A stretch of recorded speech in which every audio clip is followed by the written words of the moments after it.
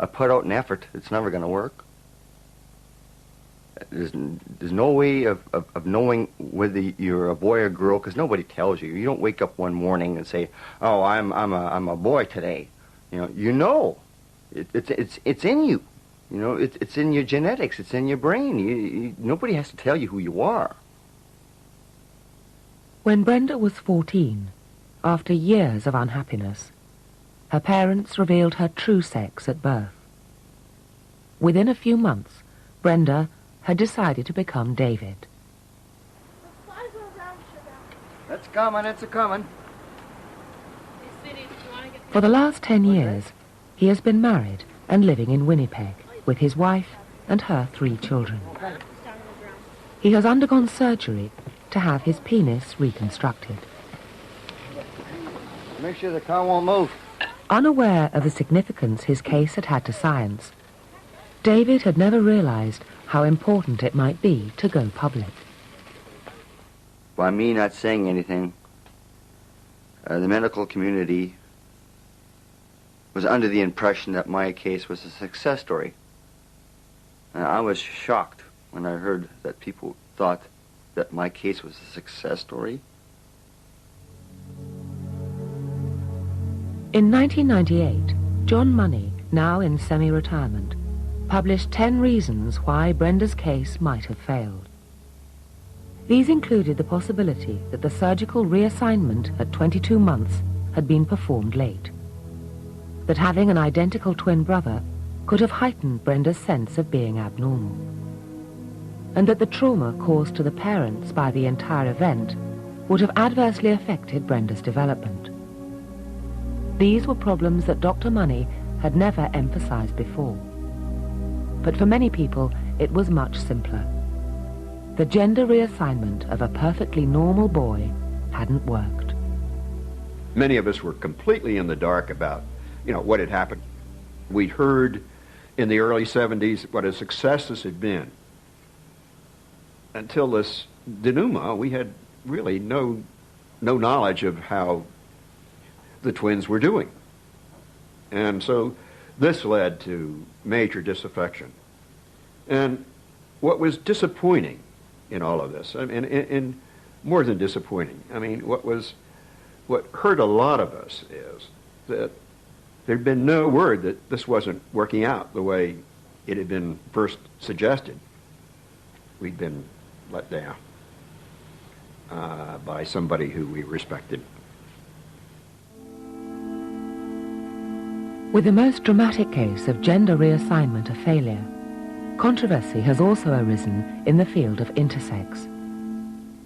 Some patients and doctors had begun to question gender assignment surgery for intersex cases even before David went public. I would recommend to the parents that surgery has great risks for children with intersex of being the wrong surgery, and that the children may well reject that surgery at a later time in life because they may choose the gender identity that was not assigned. But many surgeons and psychologists believe David's case has no bearing on intersex. I'm not done yet. Because he was born a normal boy. Unlike intersex children, who receive an imbalance of hormones in the womb, and their brains may well reflect this.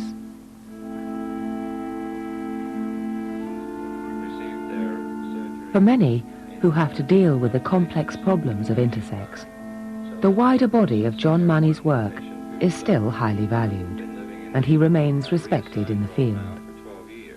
Indeed, while the guidelines for treating intersex have evolved continuously since the 1960s, they have not altered as a result of David's case. Many experienced surgeons continue to believe that intersex children do genuinely benefit from gender assignment surgery. We have to perform our surgical task with what we believe to be the best interest of that child at heart. And that is what we do. And we would not undertake surgical intervention if we were not convinced completely that this was the correct course of action.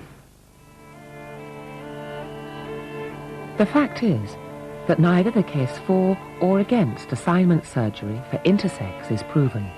There simply is not enough evidence.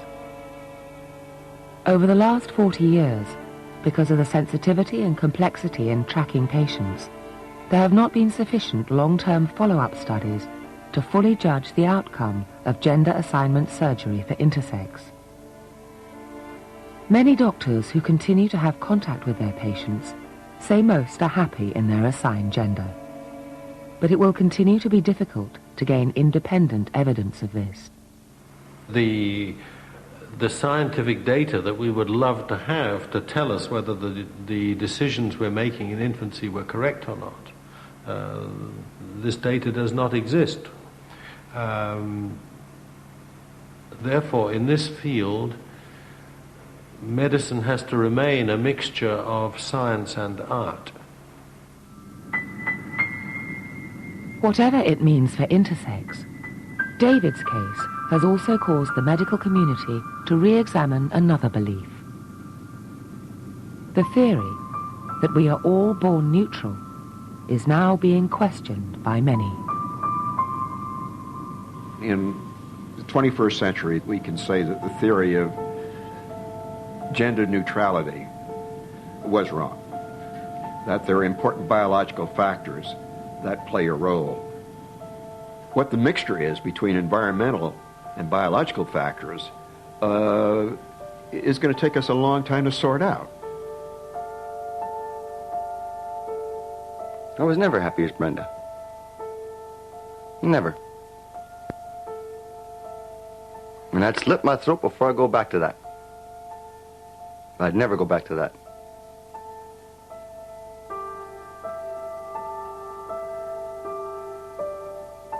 It didn't work because that's life. Because you're human. You're not stupid. And eventually, you wind up being who you are.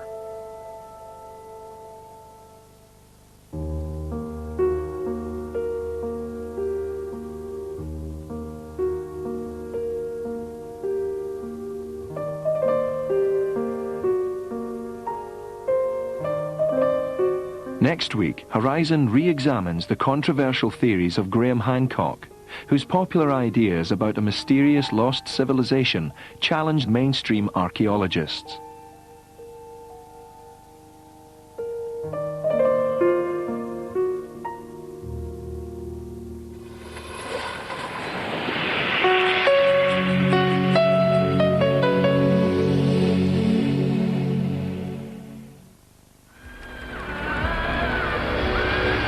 The explosion ripped through the area's main street.